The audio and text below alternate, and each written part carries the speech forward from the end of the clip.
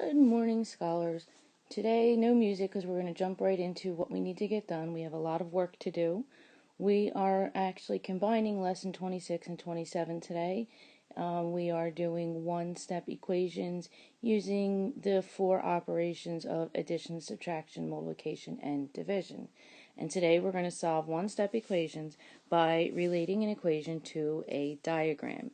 And the diagram we are going to be using is a tape diagram, something you are familiar with. Okay, so right here you see an equation, a plus 2 equals 8. Now, most of you can do the basic simple math computation and say to yourself, okay, well, I know what a is because I know what plus 2 equals 8. But I want to show you, using a simple problem, how to determine what that variable is. So you see here we have two tape diagrams that are just about equal length. So I'm going to make the first tape diagram a total of 8, which means the bottom one is a plus 2. So we already know that part of it is 2, so we're going to mark that off as 2.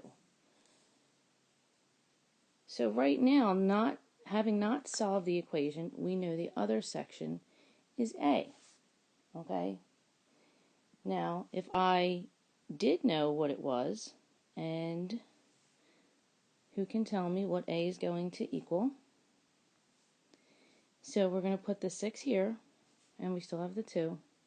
So just by drawing this diagram, we can say that a equals 6. Now we also want to be able to show it algebraically. So since both of the tape diagrams represent the same value, both parts that have a and 6 must represent the same value. Therefore, a equals 6. The first set of tape diagrams shows that the quantity of 6 plus 2 is equal to 8. To write this algebraically, we can use the equal sign, and then you have 6 plus 2 equals 8.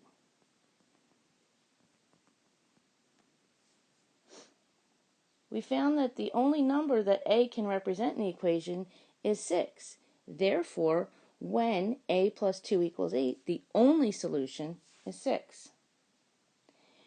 We know that when we add a number and then subtract the same number, the result is the original number. In other words, if we did a plus b minus b, it's going to equal a, because the plus b and the minus b cancel each other out. Therefore, a equals a. So to check our answer, we can say, for our equation, 6 plus 2 equals, 6 plus 2 minus 2 equals the same as 8 minus 2. Now, notice here we added minus 2, and on the other side we also added minus 2. Because what you do on one side, you have to do to the other. Okay. Our next example is b plus 9 equals 15. So what is this tape diagram on the top equal to? What's the whole amount? 15. So we're going to put 15 in here. Then we're going to break down the second one. We know that one part is b and the other part is 9. Okay? So, because we know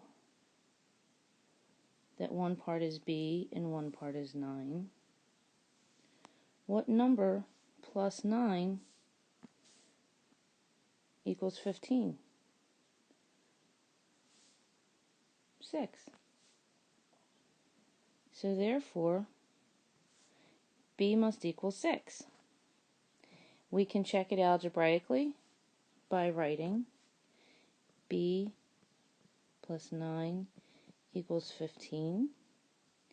b plus 9 minus 9 equals 15 minus 9, and therefore b equals 6. Okay, the reason you need to know these steps is that when you get into more advanced math, you are going to have to know how to subtract from one side to the other. That's got to be inside your arsenal of thinking. Okay, our next example is a subtraction. So we are going to use the same tape diagram models to help us with subtraction. And the first equation that you have is d minus 5 equals 7. So in subtraction, you always start with the largest number. So the whole amount, the whole tape diagram, is going to be equal to d, which you see right here. Okay, so that's all equal to d right here. So that must mean that inside is, one side is 5, and the other side, we don't know what it is d minus 5 equals 7. So how do we calculate what it's equal to? We want to find out what that full amount is.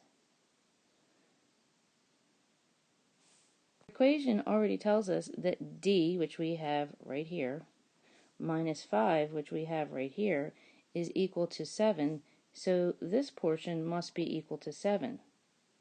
So then to find out what d is equal to, you have 5 and you have 7. When you have two parts put together, you're adding it. So what is 5 plus 7? 12. We can solve it algebraically. D minus 5 equals 7. So then we're going to do d minus 5, and since that's minus 5, then we're going to add 5 equals 7, and what we do to one side we have to do the other, plus 5, so therefore these cancel out, and we have d equals 12. Okay, we'll try another subtraction problem. We have f minus 10 equals 15, so the whole amount is f, and the tape diagram is then going to be broken down into 10, and f minus 10 equals 15. So how are we going to calculate that? We have our tape diagram that shows us one side is already equal to 10. F, again, is already up top. Here we have 10, so we are left with 15. So 15 is going to go in the second part of the tape diagram. In order to show what it's equal to, you would add 10 plus 15 to get your total amount, which is what? 25. So we're going to solve our algebraic equation. F minus 10 equals 15. F minus 10 plus 10 equals 15 plus 10. Because I added 10 on this side, I'm going to add 10 on this side. So therefore these cancel out. So we have F equals 15 plus 10, which is 25. Next I'm going to show you how to do multiplication. Once again, we are starting with a full tape diagram. And we have 3z equals 9. Okay, so this whole part right here equals 9. That's our full amount. How many parts are we going to divide the second tape diagram into? We are going to divide it into 3 parts. So I'll try to do this as equally as I can. 3, 3. What is the value of each of those 3 parts? The value is z. So we have z, z, and z. Okay? So if 9 had to be split into 3 groups, how big would each group be?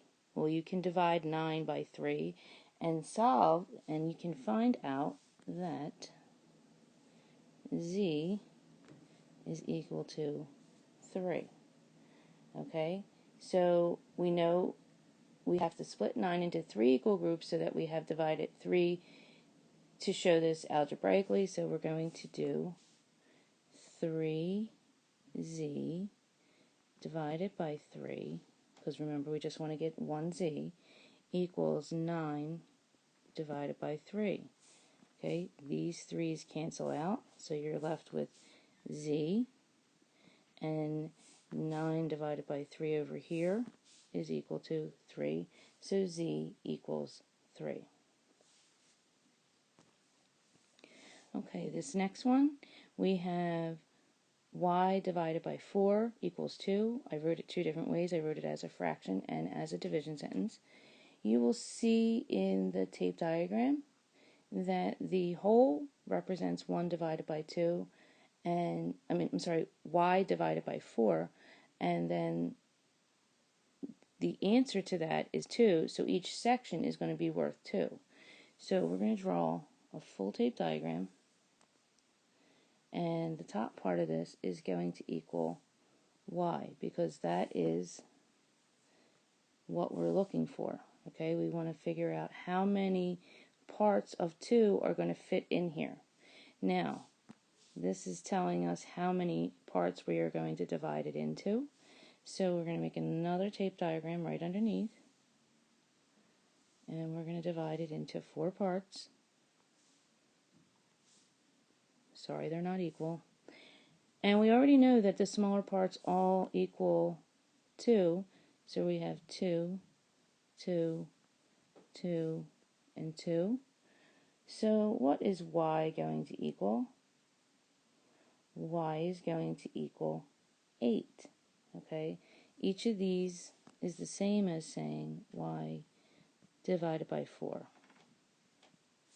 We've been doing with the other problems, we are going to solve this algebraically. And so we have y divided by 4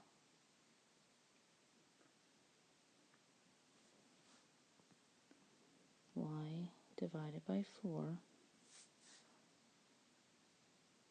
and we have multiplied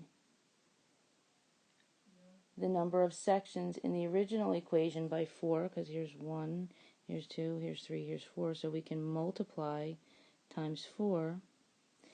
So what we do to one side, we have to do to the other, so you're going to have 2 times 4. This 4 cancels this 4 out, so we're left with y equals 2 times 4, which is 8. You can count by 2's, 2, 4, 6, 8, and you still come up with the same answer.